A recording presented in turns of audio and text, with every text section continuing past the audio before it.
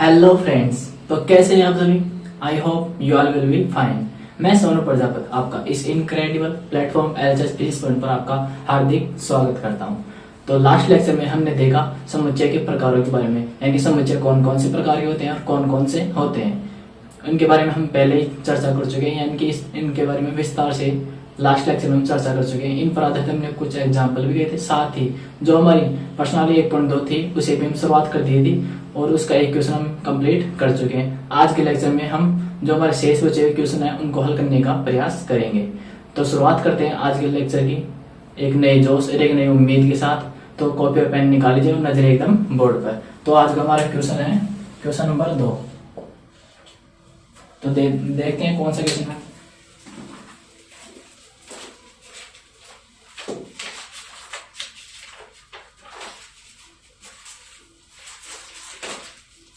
Question पूछ रहा है कि निम्नलिखित समुच्चय में से कौन तो परिमित और कौन अपरिमित है, यानी कि परिमित और अपरिमित हमें छांटना है। परिमित और अपरिमित देखना है। जैसे पहला क्वेश्चन क्या दिया गया है हमें, वर्ष के महीनों का समुच्चय। वर्ष के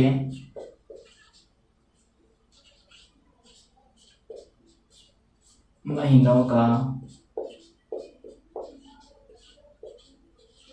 समुच्चय।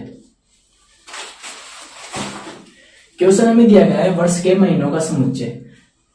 इस क्वेश्चन को हल करने से पहले जो हमें पूछ रहा है उसके बारे में थोड़ा समझ लेते हैं। प्रश्न क्या पूछ रहा है हमें, परिमित और अपरिमित समुच्चय को छांटना है। अब परिमित और अपरिमित समुच्चय क्या होते हैं लास्ट लेक्चर में हम देख चुके हैं, लेकिन फिर भी एक बार रिपीट कर देता हूँ जिससे आपको क्वेश्चन को हल करने में थोड़ी सी आसानी होगी। तो पहला क्या है हमारा परिमित समुच्चय। परिमित समुच्चय क्या होता है, ऐसा समुच्चय जिसमें अवयव की संख्या क्या होती है, परिमित होती है, सीमित होती है, या आसानी से जिसे आराम से गिना जा सकता है, क्या कहलाते हैं, परिमित समुच्चय कहलाते हैं। और अपरिमित समुच्चय ऐसा समुच्चय जिसमें अवयव की संख्या क्या हो, अपरिमित हो, अनंत हो, जिसे आसानी से गिना ना जा सके, क्या कहलाते हैं, अपरिमित समुच्चय। तो हल करने का प्रयास करते हैं। क्या है, वर्ष के महीनों का समुच्चय। अब एक वर्ष में कितने महीने होते हैं, 12 महीने होते हैं। और कौन से होते हैं आप आसानी से यानी कि आराम से जानते हैं कौन कौन से महीने होते हैं, आप ठीक प्रकार से जानते हैं कौन कौन से जनवरी से लेकर दिसंबर तक ये महीने होते हैं। और कितने महीने होते हैं, 12 महीने होते हैं। तो इन्हें हम आराम से आसानी से गिन सकते हैं, यानी कि इनकी संख्या एक तरह से परिमित है, जो कितनी है, 12। तो इस प्रकार से हम कह सकते हैं यह क्या है, एक परिमित समुच्चय है, क्योंकि इसके जो अवयव हैं, अवयव कितने हैं, 12 हैं, जिन्हें हम आसानी से गिन सकते हैं। इसलिए यह समुच्चय क्या है, परिमित समुच्चय है। तो यह क्या हो जाएगा, परिमित।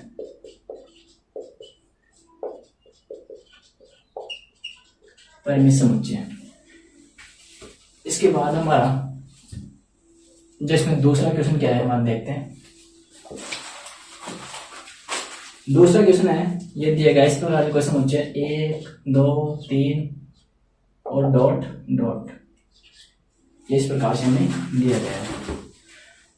तो परिमित और अपरिमित छांटना है। तो इसके अवयव यहाँ पर 1 2 3, इसके बाद गया 3 डॉट। 3 डॉट का अर्थ मैंने बताया क्या होता है, एंड सो ऑन, यानी कि इसी प्रकार ये कहां तक चलते रहेंगे, अनंत तक चलते रहेंगे। तो इसमें अवयव की संख्या कितनी हो गई, अनंत हो गई, अपरिमित हो गई। इस प्रकार से हम कह सकते हैं यह क्या हो जाएगा, अपरिमित समुच्चय। तो यह क्या हो गया, अपरिमित समुच्चय हो गया। समझ में आ गया होगा। इसके बाद हमारा तीसरा क्वेश्चन क्या है। तीसरा क्वेश्चन हमारा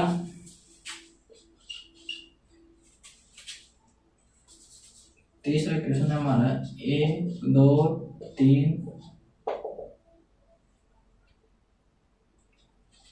99 ये 100। ये पहले एक बार क्वेश्चन लिख लेते हैं, फिर इनको हल करते हैं। ये 100 से बड़े, यहां पर क्या बोल रहा है, धन पूर्णांकों का समुच्चय। इसके बाद हम इसमें लास्ट क्या पूछ रहा है, 99 से छोटे अभाज्य पूर्णांकों का समुच्चय। पूर्णांकों का समुच्चय। तो हमारे दो क्वेश्चन हो गए इसमें इसमें इसके बाद हमारा तीसरा क्वेश्चन है। ये क्या है, कोई समुच्चय दिया गया है 1 2 3, फिर इसके बाद 3 डॉट और 99 100। आप 3 डॉट को देखकर ये न सोचें कि ये तो अपरिमित समुच्चय होगा या इसमें अवयव संख्या कितनी अनंत है। इसके बाद लास्ट में देखना, लास्ट में क्या है 99 और 100। लास्ट में यदि अनंत आ जाए, कोई संख्या दी, यदि यहाँ पर कोई संख्या दी हुई नहीं थी तो इस पर लास्ट में कह सकते थे यह क्या है, अनंत की ओर अग्रसर है। लेकिन यहाँ पर संख्या क्या है 99 और 100, यानी कि 100 से आगे नहीं जाएगी संख्या, 100 तक ही रहेगी। तो हम 1 से लेकर 100 तक की संख्या को आराम से गिन सकते हैं, यानी कि यह संख्या क्या हो गई, परिमित हो गई। तो इस प्रकार से हम कह सकते हैं यह समुच्चय क्या होगा, परिमित समुच्चय होगा। परिमित समुच्चय समझ में आ गया होगा। क्या होगा इसमें 3 डॉट दिया गया है, 3 डॉट किसके लिए आती है, इसी प्रकार चलती रहेंगी। यहाँ कहाँ तक चलती रहेंगी, ये तो अनंत तक जाएंगी, लेकिन ये कहाँ तक जाएंगी 99 और 100 तक जाएंगी, इससे आगे नहीं जाएंगी, क्योंकि समुच्चय हमारा 100 तक ही है। इसमें कोई संख्या नहीं देंगे तो इसमें क्या हो गया, अपरिमित हो गया, तो इसमें क्या हो जाएगा, परिमित हो गया। तो यह हो गया हमारा। इसके बाद हमारा चौथा क्वेश्चन है 100 से बड़े धन पूर्णांकों का समुच्चय। अब धन पूर्णांक कौन कौन से, यानी कि जिसमें शून्य भी नहीं आएगा और माइनस की संख्या भी नहीं आएगी, और पूर्णांक हम जानते हैं जिसमें माइनस प्लस दोनों संख्या के साथ भी जीरो होता है, यानी कि जिसमें माइनस की संख्या भी नहीं आएगी और जीरो भी नहीं आएगा, ये यानी कि एक तरह से किस प्रकार कार्य करेगी, प्राकृत संख्या की तरह कार्य करेगी। तो 100 से बड़े प्राकृत यानी कि धन पूर्णांक यानी कि प्राकृत संख्याओं को समुच्चय। अब 100 से बड़ी तो अनंत संख्या होती है प्राकृत संख्या, तो ये इस प्रकार से क्या हो जाएगा, अपरिमित हो जाएगा, क्योंकि इसमें जो अवयव की संख्या कितनी है, अपरिमित है। तो इस प्रकार से यह समुच्चय अपरिमित होगा, क्योंकि 100 से बड़े अनंत क्या होते हैं, धन पूर्णांक होते हैं या प्राकृत संख्या भी होती है, क्योंकि एक वो हो गया। अब लास्ट क्वेश्चन है 99 से छोटे अभाज्य पूर्णांकों का समुच्चय। अब अभाज्य पूर्णांक बोल रहा है। अभाज्य संख्या क्या होती है, वे संख्या जिनमें केवल एक का भाग जाता है और स्वयं का भाग जाता है, उनके अलावा किसी भी संख्या का भाग नहीं जाता, क्या कहलाती है, अभाज्य संख्या। और पूर्णांक संख्या हम अच्छे से जानते हैं क्या होती है, वे संख्या जो 0 से स्टार्ट होती है माइनस प्लस दोनों समय में अनंत तक जाती है, क्या कहलाती है, पूर्णांक संख्या कहलाती है। अब ये वहां पर अभाज्य पूर्णांक की बात कर रहे हैं, तो अभाज्य पूर्णांक यानी पूर्णांक संख्या तो माइनस की संख्या भी आएंगी, लेकिन यहाँ पर अभाज्य पूर्णांक की जब बात करेंगे तो इसमें केवल धनात्मक संख्या लेंगे। जब भी अभाज्य पूर्णांक की बात करेंगे केवल इसमें धनात्मक संख्या लेंगे, ऋणात्मक संख्या नहीं लेंगे। तो अब क्या पूछ रहे हैं 99 से छोटे। अब 99 से छोटे यानी कहाँ से स्टार्ट करेंगे, 1 से स्टार्ट करेंगे। एक क्या अभाज्य संख्या है, नहीं है, तब छोटी अभाज्य की संख्या कौन सी है, 2 है, तो 2 से स्टार्ट करेंगे। तो 2 से 99 के बीच में जो अभाज्य संख्या आएंगी इन्हें हम गिन सकते हैं, आराम से गिन सकते हैं। ये कितनी होंगी, ये पूरी संख्या है 25, तो आप गिन के देख लेना 25 ही आएंगी, तो 25 आराम से आप गिन सकते हैं। इसकी संख्या कितनी है, परिमित है। तो इस प्रकार से हम कह सकते हैं यह समुच्चय क्या होगा, हमारा परिमित समुच्चय हो जाएगा। तो यह समुच्चय क्या होगा, हमारा परिमित। इसमें अवयव संख्या कितनी है, 25। यह हो गया हमारा क्वेश्चन, तो इसे नोट कर लीजिए। तो मिटा देते हैं।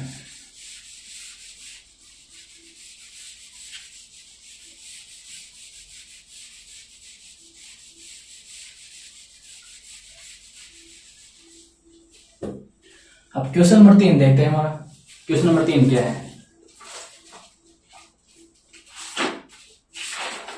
क्वेश्चन नंबर 3 बोला है निम्नलिखित समुच्चयों में से प्रत्येक के लिए बताइए कि कौन परिमित है और कौन अपरिमित है। ये भी वही क्वेश्चन है, यानी कि परिमित और अपरिमित छांटना है हमें, परिमित और अपरिमित, यानी कि फाइनाइट और इनफाइनाइट जो है समुच्चय में छांटना। पहला क्या दिया गया हमें, एक्स अक्ष के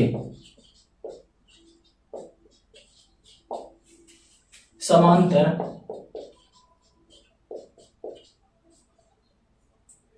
रेखाओं का समुच्चय। एक्स अक्ष के समांतर रेखाओं का समुच्चय।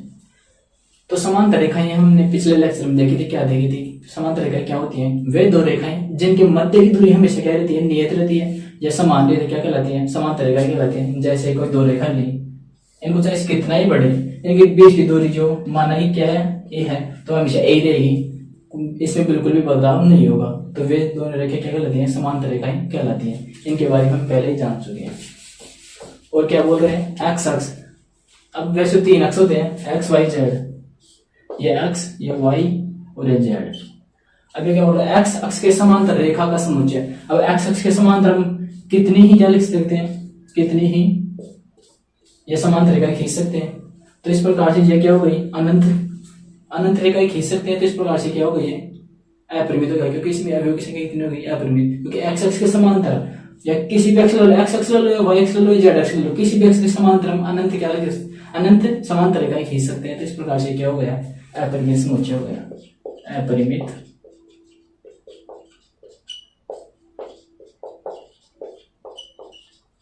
समुच्चय ये हो गया।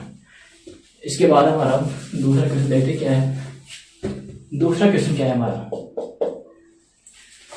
दूसरा क्वेश्चन हमारा, पहले सारे क्वेश्चन को एक साथ लिख लेते हैं।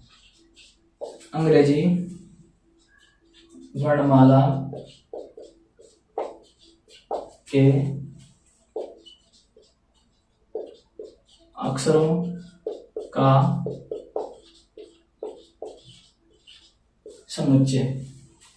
तीसरा क्वेश्चन दिया गया है हमारे पास, उन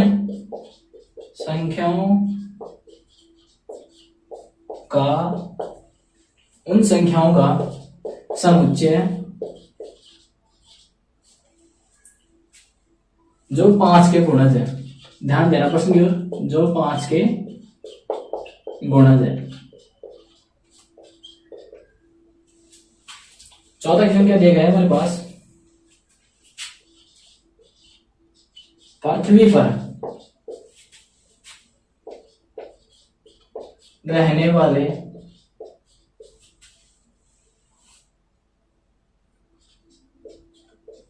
जानवरों का समुच्चय।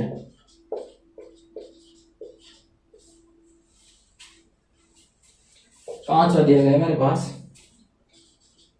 मूल बिंदु 0,0 से होकर जाने वाले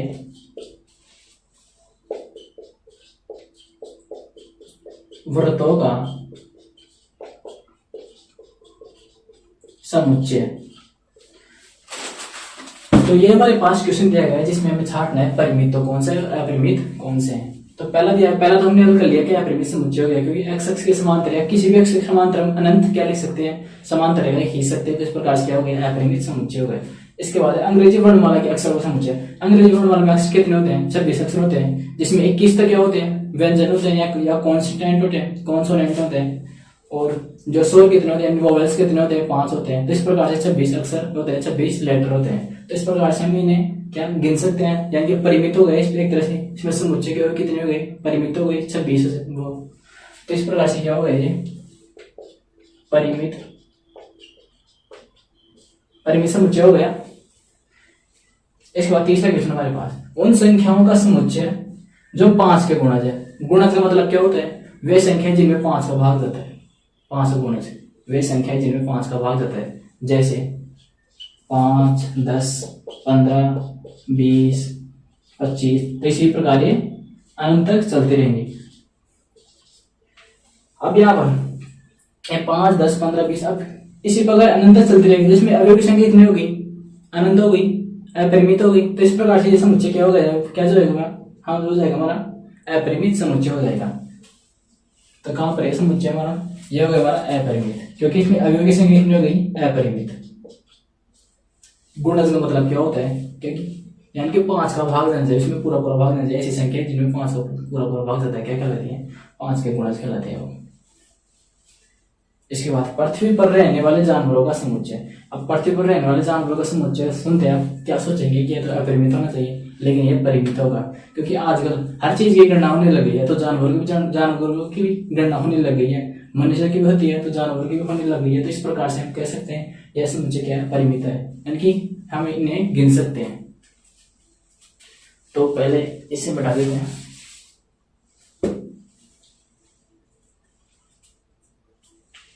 तो ये हो गया हमारा कौन सा है, ये हो गया हमारा परिमित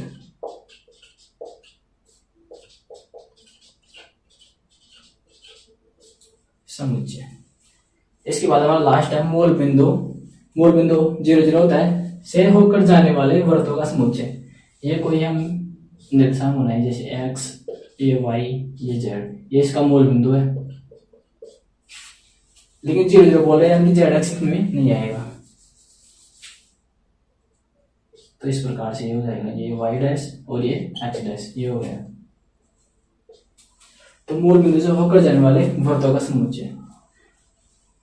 अब ये मूल बिंदु है, तो मूल बिंदु को केंद्र मानकर हम अनेक वृत्त खींच सकते हैं, अनंत वृत्त खींच सकते हैं। जैसे एक वृत्त खींच दिया, इसी प्रकार ये खींच दिया, इस प्रकार इसके अंदर खींच दें, इसके अंदर खींच दें, तो इस प्रकार हम अनंत वृत्त खींच सकते हैं। तो अनंत इसके जो अवयव हो गए कितने हो गए, अनंत हो गए।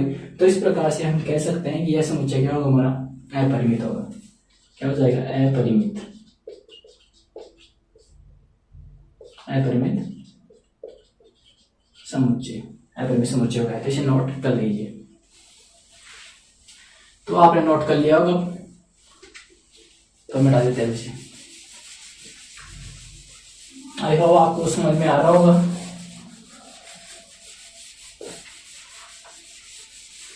तो अब चलते हैं हम अगले क्वेश्चन पर, देखते हैं अगला क्वेश्चन क्या है। Question number 4।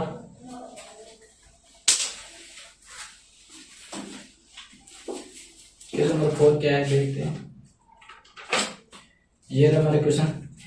निम्नलिखित में बताइए कि a बराबर b है अथवा नहीं है। यानी कि यहाँ पर समान समुच्चय देख रहा है कि समान समुच्चय है या समान समुच्चय नहीं है। यानी कि a बराबर b, समुच्चय a बराबर b, a बराबर b हमें देखना है या नहीं, यानी कि है या नहीं। तो इसमें पहला दिया गया है मेरे पास a कोई समुच्चय है, a b c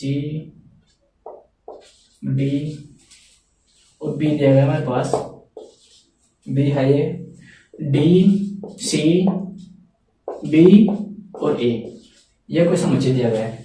तो पहले हम एक साथ सभी को लिख लेते हैं, फिर उसके हल करने का प्रयास करते हैं। दूसरा दिया गया हमारे पास एक कोई समुच्चय है हमारे पास 4 8 12 और ये 16।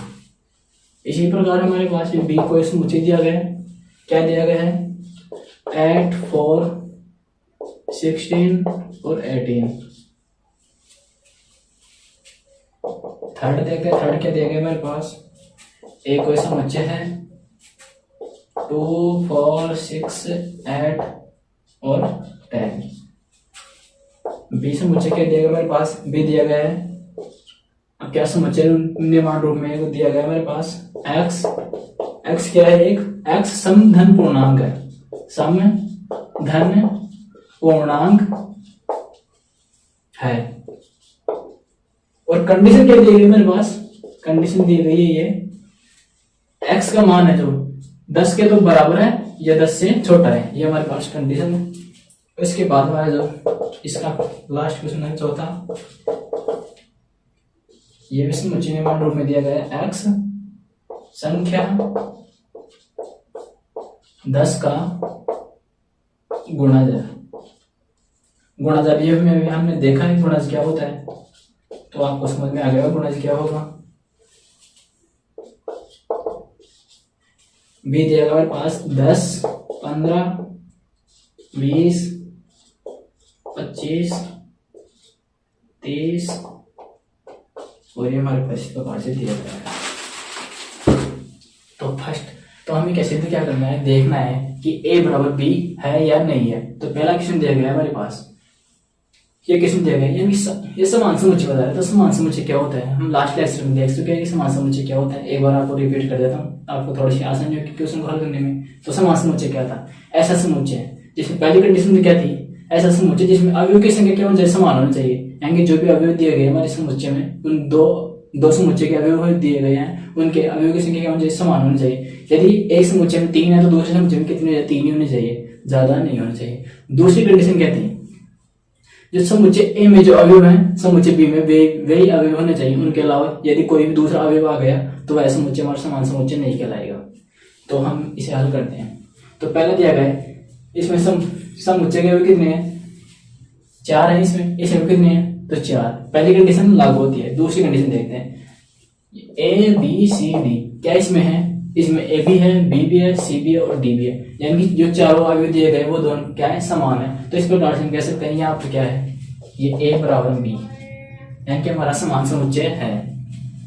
इसके बाद हमें दूसरे क्वेश्चन दिया गया है ए इक्वल टू 4 8 12 16 और दूसरा क्या दिया गया है 8 4 16 18। इसमें भी अवयव की संख्या कितनी है, 4 है, इसमें भी अवयव की संख्या 4 है। तो ये कंडीशन तो हमारी लागू होती है, यानी कि पहली कंडीशन तो लागू होती है। दूसरी कंडीशन देखते हैं, क्या इसमें 4 है बिल्कुल है, 8 है, 8 भी है, 12 है, 12 नहीं है और 16 है। यह अवयव है, ये अवयव क्या है, इसमें अलग आ रहा है। तो इस प्रकार से यदि एक पे अवयव क्या गया अलग आ गया तो वह समुच्चय और समान समुच्चय नहीं कहलाएगा। तो इस प्रकार से हम कह सकते हैं कि यहाँ पर क्या होगा, ए नॉट इक्वल टू बी, यानी ए बी के बराबर नहीं होगा, क्योंकि यहाँ पर एक अवयव क्या है, अलग आ रहा है। इसके बाद हमारा तीसरा क्वेश्चन क्या है, ए इक्वल टू 2 4 6 8 10, यहाँ पर दिया गया है समुच्चय और बी क्या दिया गया हमारे पास, एक्स समधन पूर्णांक है। अब समधन पूर्णांक क्या होता है आप जानते हैं, पूर्णांक संख्या तो माइनस प्लस दोनों संख्या आती है, लेकिन धन की बात करें यानी कि धनात्मक संख्या आएंगी, केवल ऋणात्मक संख्या नहीं आएंगी और साथ में जीरो भी नहीं आएगा। और समधन पूर्णांक, समधन पूर्णांक की बात कर रहा है तो सम यानी कि वे संख्या जिनमें 2 का भाग जाता है, वे संख्याएं जिनमें 2 का पूरा भाग जाता है क्या कहलाती है, सम संख्या कहलाती है। यानी कि इस प्रकार से कौन कौन संख्या है, 2 4 6 8 10 12। लेकिन दूसरी कंडीशन क्या दी गई है, जो एक्स का मान आएगा हमारे पास, जो एक्स का मान है वह 10 के या तो बराबर हो सकता है या 10 से छोटा हो सकता है, 10 से बड़ा नहीं हो सकता। तो हम यहाँ पर केवल 10 तक ही लेंगे। तो इस प्रकार से हमारा समुच्चय आ गया। क्या जो हमारा समुच्चय क्या है, यही है वो। इसमें अवयव संख्या कितनी है, 5 है, इसमें कितनी है, 5 है। तो पहली कंडीशन लागू होती है। दूसरी कंडीशन क्या है, क्या इसमें 2 है, बिल्कुल है, 4 है, इसमें भी है, 6 इसमें भी है, 8 इसमें भी है और 10 इसमें भी है। तो इस प्रकार से हम कह सकते हैं यह समुच्चय हमारा क्या होगा, समान समुच्चय होगा, यानी कि ए बराबर बी होगा। ये होगा हमारा तीसरा क्वेश्चन। इसके बाद हमारा लास्ट क्वेश्चन क्या है, लास्ट क्वेश्चन दिया गया एक कोई समुच्चय है, एक्स क्या है, 10 का गुणज है। अब गुणज की पहले बात कर सकते हैं, वे संख्याएं जिनमें 10 का पूरा भाग जाता है क्या कहलाते हैं, गुणज है, 10 की गुणज। तो इसे हम देखते हैं, तो गुणज के रूप में किस प्रकार से आएगा, 10 20 30 40 50 60 इसी प्रकार अनंत तक चलते रहेगी। और बी क्या दिया गया है, 10 15 20 25 30 ये आ रहा है। इसमें अवयव की संख्या कितनी है, इसमें अवयव की संख्या कितनी है, अनंत है। इसमें भी अवयव की संख्या अनंत है, यानी कि अवयव की संख्या तो समान है, एक तरह से अवयव की संख्या तो क्या है, समान है। पहली कंडीशन लागू होती है। दूसरी कंडीशन क्या है, क्या इसमें 10 है, बिल्कुल है, 20 है, बिल्कुल है, 30 भी है, ये संख्या तो आ जाएंगे। लेकिन इनके अलावा इनमें ये भी एक्स्ट्रा है, 15 25 इसी प्रकार 35, ये सब ये जो अवयव है क्या है, एक्स्ट्रा आ रहे हैं। तो इनके एक्स्ट्रा आने की वजह से ये क्या होगा, हमारा समान समुच्चय नहीं होगा। यानी कि इसमें तो केवल 10 के गुणज आ रहे हैं, इसमें 5 के गुणज भी आ रहे हैं, यानी कि इस प्रकार से हम कह सकते हैं यह समुच्चय हमारा समान समुच्चय नहीं होगा, यानी कि ए नॉट इक्वल टू बी। तो आपको समझ में आ गया होगा। तो मिटा देते हैं।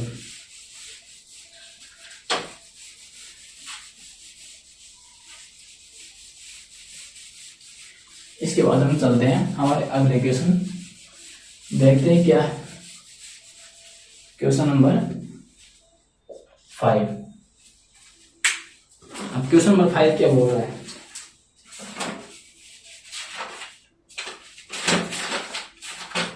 क्वेश्चन नंबर 5 है हमारा, क्या निम्नलिखित समुच्चय युग्म समान है, यानी कि जो हमारा समान समुच्चय भी लिखे थे उसी की जैसे है। कारण सही बताइए, इसमें कारण भी बताना है कि किस प्रकार से नहीं है। तो पहला दिया गया हमारे पास कि समान समुच्चय देखना है हमें, समान समुच्चय ये हम देख चुके हैं कि समान समुच्चय होता क्या है। तो पहला क्या है हमारे पास, इसमें ए दिया गया है 2 3 ये है हमारे पास, और बी क्या है हमारे पास, बी है हमारे पास ये समुच्चय मान रूप में दिया गया है, ये रोस्टर रूप में था। एक्स क्या है, समीकरण,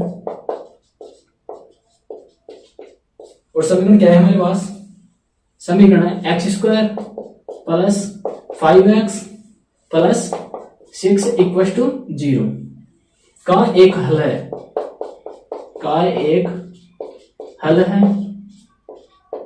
हल है या शून्यांक भी बोल सकते हैं, आप मोल भी बोल सकते हैं, आप जो बोलना चाहिए एक तरह से ये शब्द हैं जो बोल सकते हैं, कुछ भी आप हल बोलना चाहेंगे हल बोल सकते हैं, शून्यांक बोल सकते हैं, मोल बोल सकते हैं। तो पहले इसे हल करते हैं, उसके बाद अगले क्वेश्चन को हल करेंगे। तो ये तो हमारे पास ए दिया गया है, तो इसे तो ऐसे कैसे लेते हैं, पहले इसे बी दिया गया है, इसे हम रोस्टर रूप में लिखने का प्रयास करते हैं, फिर देखते हैं कि इसमें लागू ये बराबर है या नहीं है। तो ये क्या है, समीकरण x square plus 5x plus 6 equal to 0 का एक हल है, यानी कि हम इसके पहले शून्यांक ज्ञात करते हैं, मूल ज्ञात करते हैं या हल ज्ञात करते हैं। तो समीकरण क्या दिया गया हमारे पास, x square plus 5x plus 6 equal to 0, ये हमारे पास क्वेश्चन दिया गया है। अब हमें इसके टुकड़े करने था, इस प्रकार के टुकड़े करने, तो गुणा करने पर क्या है 6x स्क्वायर और जोड़ने पर क्या है 5x, तो इसके क्या टुकड़े हो सकते हैं, ये हो सकते हैं 3 और 2 हो सकते हैं, तो इस प्रकार से हो जाएंगे। तो प्लस 3x प्लस 2x, जोड़ने पर क्या आएगा 5x आएगा और गुणा करने पर क्या आएगा 6x स्क्वायर आ जाएगा। तो इस प्रकार से हमारा सही है 6 इक्वल टू 0।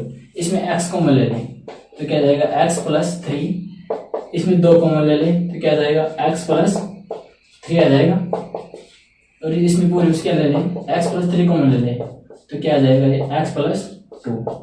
तो अब शून्य, पहले इसको शून्य के बराबर रखेंगे, फिर इसको शून्य के बराबर रखेंगे, पहले इसको बराबर रखते हैं x प्लस 3 इक्वल टू 0। तो x का मान क्या आ जाएगा हमारे पास, x का मान आ गया हमारे पास -3, और x प्लस 2 को 0 बराबर रखने को क्या आएगा हमारे पास x इक्वल टू -2।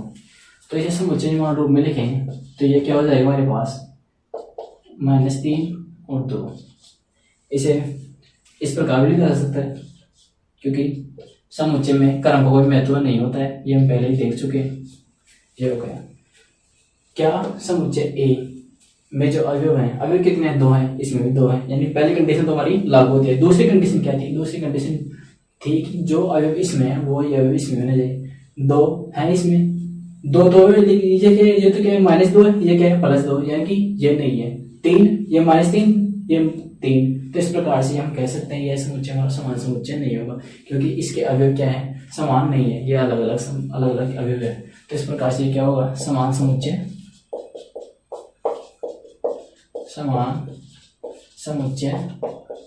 नहीं है।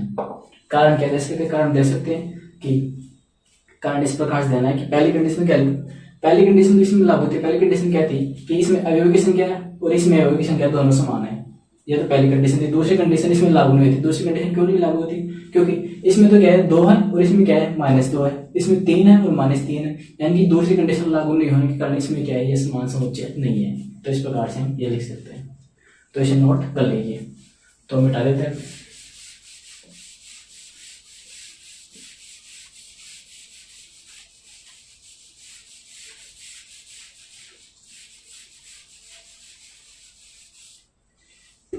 अब देखिए दूसरा क्वेश्चन क्या है हमारा, इसका ही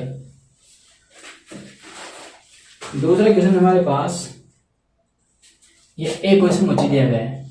अब क्या दिया गया है समुच्चय हमारे पास, ये भी समुच्चय निर्माण रूप में है। एक्स शब्द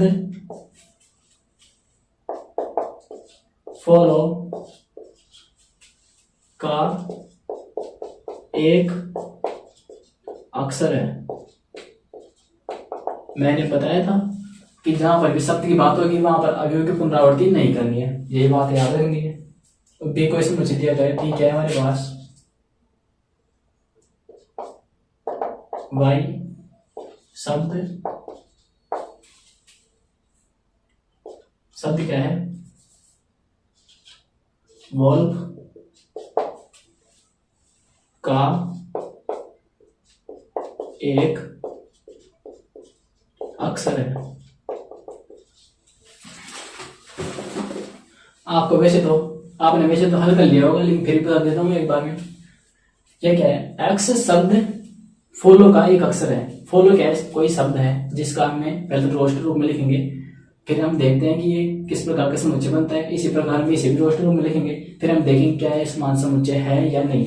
तो पहले हम इसको देखते हैं, ए को। ए क्या आएगा? फोलार, ये कोई शब्द है। शब्द में क्या करना है हमें? जो अवयव की पुनरावृत्ति नहीं करनी है। यहाँ पर एल 2 बार आ रहा है और ओ भी 2 बार आ रहा है, तो हम इन्हें एक बार लिखेंगे, ना कि 2 बार लिखेंगे। तो क्या हो जाएगा? एफ ओ एल और डब्ल्यू, ये हमारा समुच्चय हो गया। इसी प्रकार हम बी को देखते हैं। बी में क्या है? यहाँ पर सभी एक बार ही है, तो इसी प्रकार लिख देते हैं इसे हम। ये वॉल्व, ये हो गया। अब इसमें अवयव की संख्या कितनी है? 4। इसमें कितनी है? इसमें भी 4। पहली कंडीशन लागू होती है। दूसरी कंडीशन क्या है? क्या इसमें एफ है? बिल्कुल है।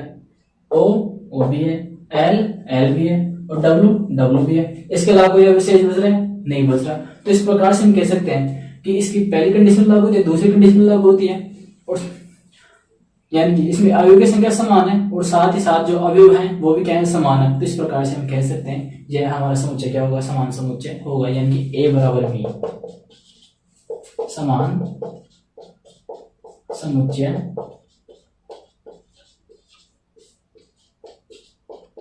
होगा। यह था हमारा समान समुच्चय हो गया। तो इसे नोट कर लीजिए।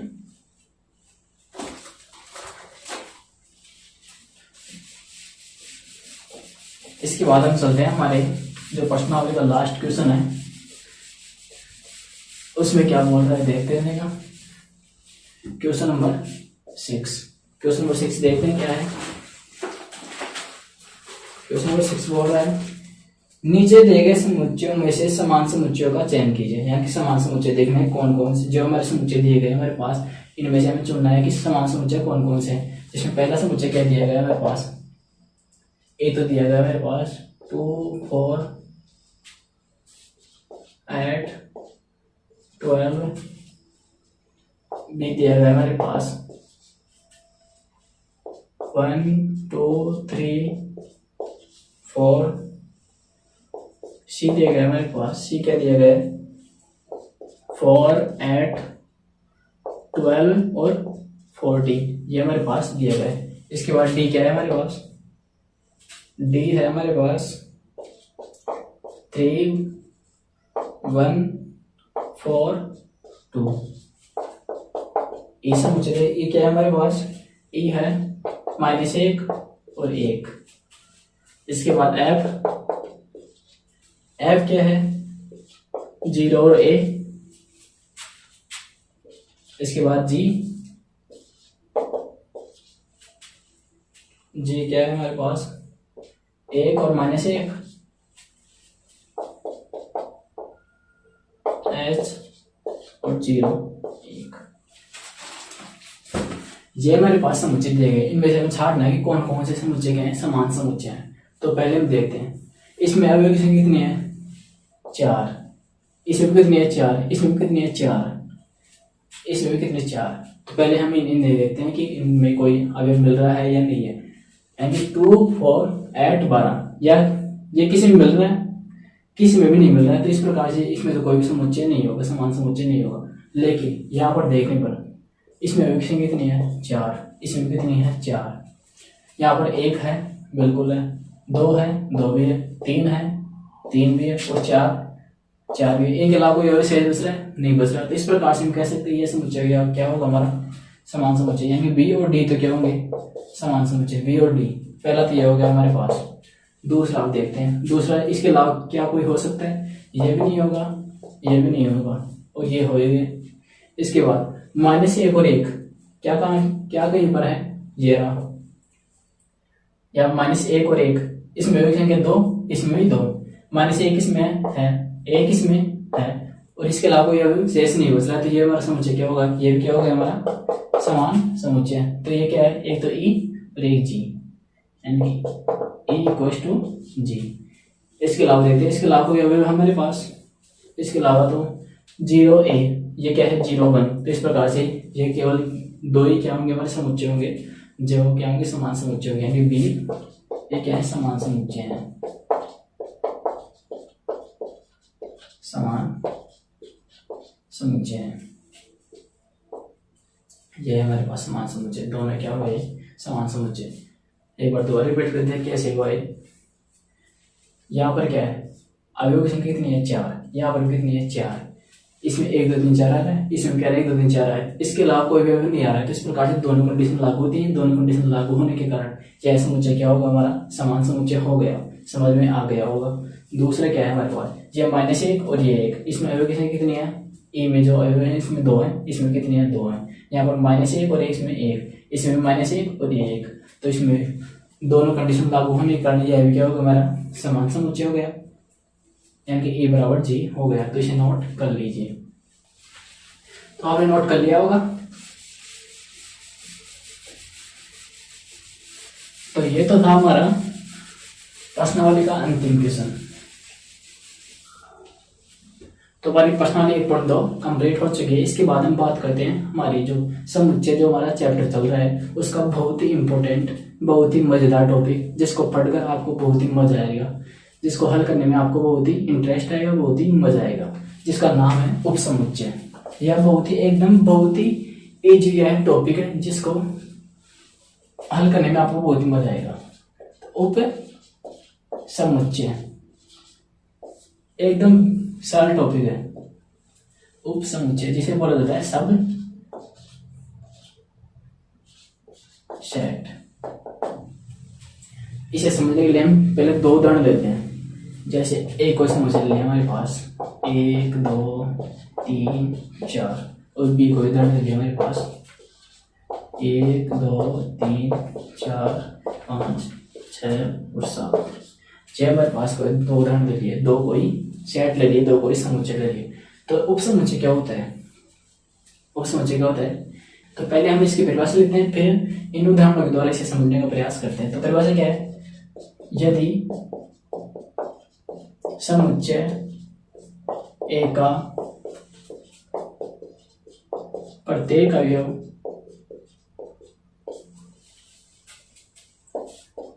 समुच्चय बी में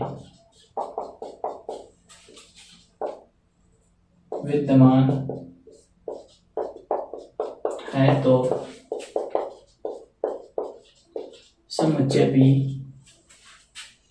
तो समुच्चय ए समुच्चय बी का एक उपसमुच्चय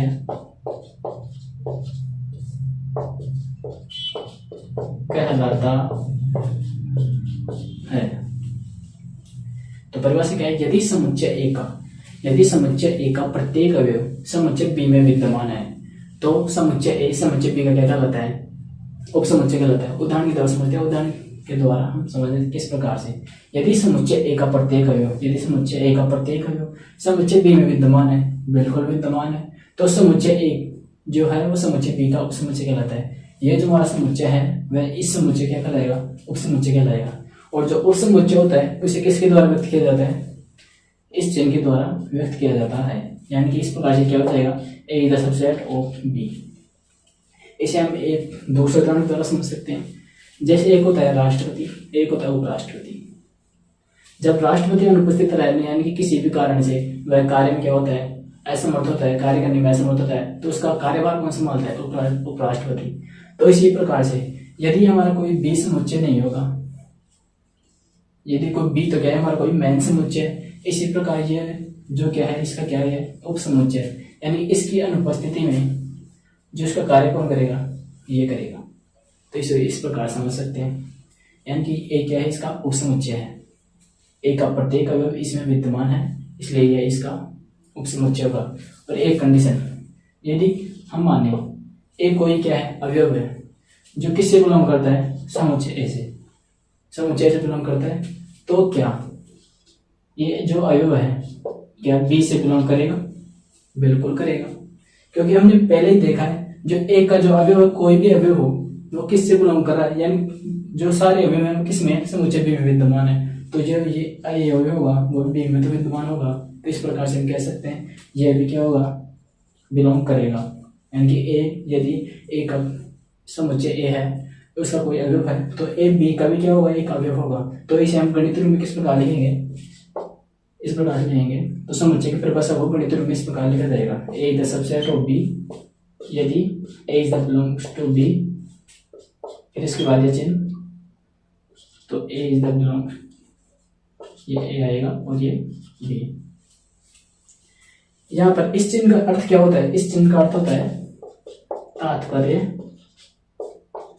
है, यानी कि हिंदी रूप में किस प्रकार लिखेंगे, यदि समुच्चय ए समुच्चय बी का एक उपसमुच्चय है और इसके बाद क्या है, और ए कोई अवयव है जो समुच्चय ए का क्या है, अब से बिलोंग करता है, यह अवयव है, तो समुच्चय जो ए का जो अवयव है ए है, वह समुच्चय बी से भी क्या होगा, बिलोंग करेगा। इसे हिंदी रूप में इस प्रकार लिख सकते हैं। यह हो गया हमारा उपसमुच्चय। उपसमुच्चय के बारे में और कोई बात करते हैं, जैसे ये हमारा इस प्रकार से, यहाँ पर ए क्या है, बी का उपसमुच्चय है, यदि इसके साथ यदि ये भी हो जाए, बी भी क्या हो जाए, ए का उपसमुच्चय हो जाए, तो हम वो कंडीशन क्या होगी, यदि ए क्या है, यहाँ पर बी का उपसमुच्चय है, यदि बी भी क्या हो जाए, ए का उपसमुच्चय हो जाए, तो इस वो क्या हो जाएगा, ए बराबर बी, समान समुच्चय हो जाएगा, समान समुच्चय हो जाएगा। इसे हम उदाहरण द्वारा समझते हैं। जैसे अंग्रेजी में वर्णमाला का सवाल ले लें, ए ई आई ओ यू, ये हमारा समुच्चय है कोई ए, और बी क्या है, हमारे पास कोई समुच्चय है, जैसे आई ओ यू ए और ई।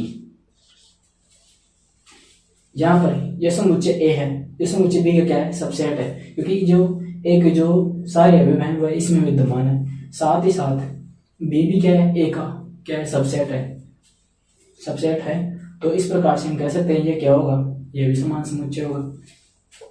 ए के सारे अवयव इसमें विद्यमान है और बी के भी सारे अवयव इसमें विद्यमान है, तो दोनों अवयव, इसमें अवयव की संख्या समान और अवयव भी समान, तो वह क्या होता है, समान समुच्चय होता है। तो इस प्रकार से हम कह सकते हैं ये क्या होगा, समान समुच्चय होगा।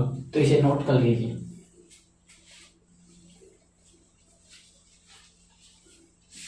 तो बिठा देते हैं।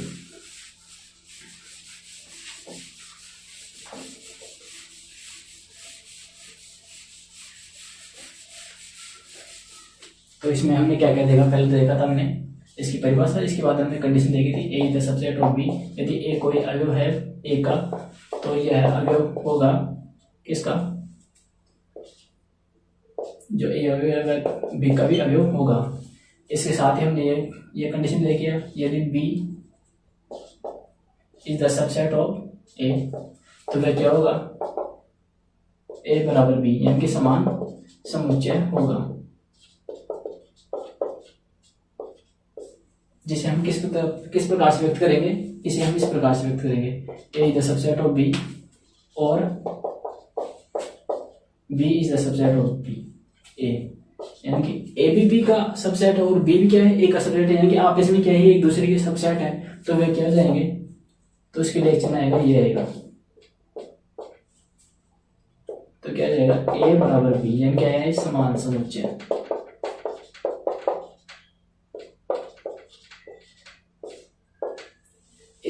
ये जो चिन्ह है इसका अर्थ क्या है, इसका अर्थ होता है यदि और केवल यदि, यदि और केवल यदि, यदि A is the subset of B और B is the subset of B, यानी कि ए बी का उपसमुच्चय है और बी भी क्या है, ए का उपसमुच्चय है, या केवल ए की कंडीशन हो सकता है जब वो क्या हो, समान समुच्चय, यानी कि ए इक्वल टू बी, यानी कि दोनों समान समुच्चय हो तभी ये कंडीशन लागू हो सकती है। तो इस प्रकार से हम कह सकते हैं ये हो गया हमारा उपसमुच्चय। उपसमुच्चय के बाद में हम इसके कुछ उदाहरणों की बात करते हैं। जैसे प्राकृत संख्या किसके द्वारा व्यक्त किया जाता है, एन के द्वारा व्यक्त किया जाता है, तो इसीलिए लिख सकते हैं N is the subset of Z. पूर्णांक संख्या का समुच्चय होता है, बिल्कुल होता है, क्योंकि जो प्राकृत संख्या होती है वह क्या होती है, प्राकृत संख्या में कौन कौन, जो पूर्णांक संख्या होती है इसमें प्राकृत संख्या भी आती है, जीरो भी आता है, साथ साथ माइनस की संख्या भी आती है। तो इस प्रकार से हम कह सकते हैं, ये क्या होगा, जो प्राकृत संख्या का समुच्चय है वह पूर्णांक संख्याओं के समुच्चय का उपसमुच्चय होगा। इसी प्रकार जो होल नंबर है वह भी क्या होगा, जेड का उपसमुच्चय होगा। इसी प्रकार जेड क्या होगा, वास्तविक संख्या होगा, उपसमुच्चय होगा। इसी प्रकार जो हमारा क्यू है वह भी क्या होगा, रियल नंबर है, क्या होगा, उपसमुच्चय हो जाएगा। इस प्रकार से समुच्चय हो जाएंगे, ये हमें पता चल गया। अब हम बात करते हैं हमारे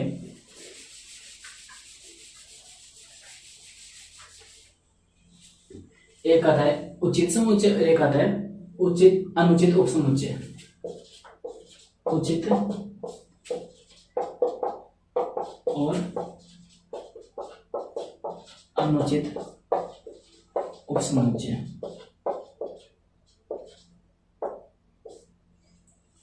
पहले से नोट कर लीजिए ऊपर वाले को, तो आपने नोट कर लिया होगा।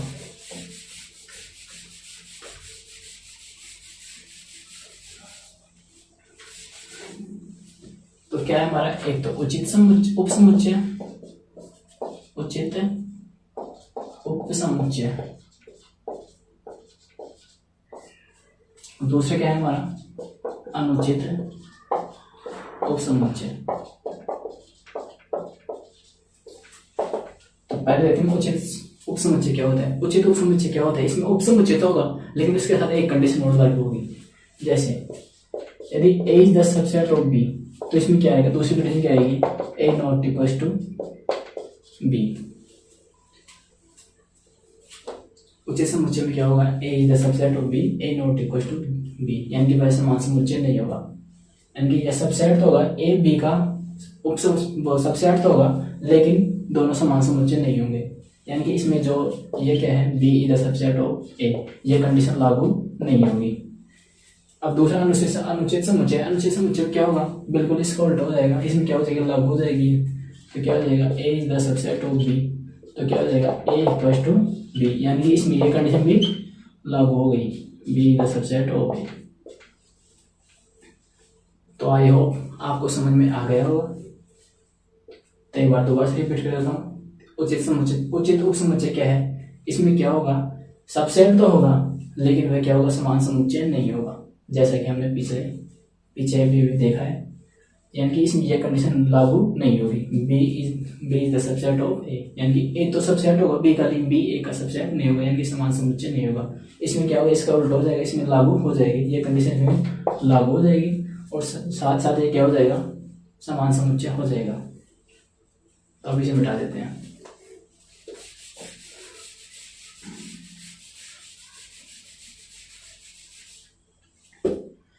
इसके बाद बुक के एग्जाम्पल हैं जिनको हम कल के लेक्चर में करेंगे। तो आज के लेक्चर को हम यहीं पर समाप्त करते हैं। आई होप यह लेक्चर आपको पसंद आया होगा। यदि आपको जो हमारा समुच्चय चल रहा है उससे संबंधित लेक्चर्स की पीडीएफ चाहिए या आपको हैंड रिटन नोट्स चाहिए, तो आप के वीडियो डिस्क्रिप्शन में लिंक दिया हुआ होगा टेलीग्राम का, उसमें आप क्लिक करके नोट्स प्राप्त कर सकते हैं। तो तब तक के लिए पढ़ते रहिए। All the very best.